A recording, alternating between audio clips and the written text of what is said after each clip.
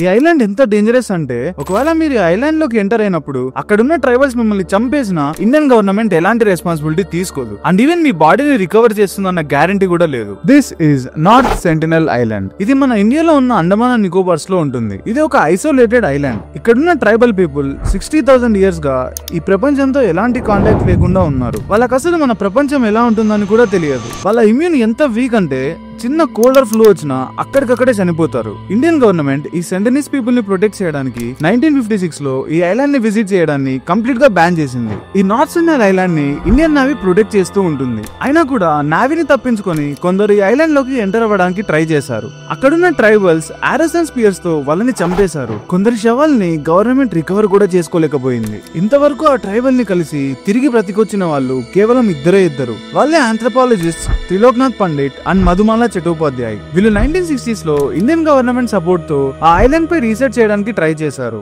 కొన్ని సంవత్సరాల పాటు వాళ్ళకి దూరం నుంచి కనిపిస్తూ ఆ ఐలాండ్ ని అబ్జర్వ్ చేస్తూ వాళ్ళ నమ్మకాన్ని సంపాదించుకున్న తర్వాత ఎలాంటి ఆయుధాలు లేకుండా కోకోనట్స్ అండ్ క్లోత్స్ ని గిఫ్ట్ గా తీసుకుని వెళ్లారు. సేఫ్ డిస్టెన్స్ లో ఉండి వాళ్ళని కలిసి తిరిగి వచ్చేశారు. వాళ్ళ భాష అండ్ ప్రవర్తన ఎవరికీ అర్థం అవ్వలేదు. ఒకటైతే క్లియర్, బయట నుంచి వచ్చిన ఎలాంటి జీవి అయినా వాళ్ళకి ఒక శత్రువు లాగే కనిపిస్తారు. మరెన్నో ఇలాంటి ఇంట్రెస్టింగ్ వీడియోస్ కోసం ప్రాజెక్ట్ ఎక్స్ ని సబ్స్క్రైబ్ చేసుకోండి.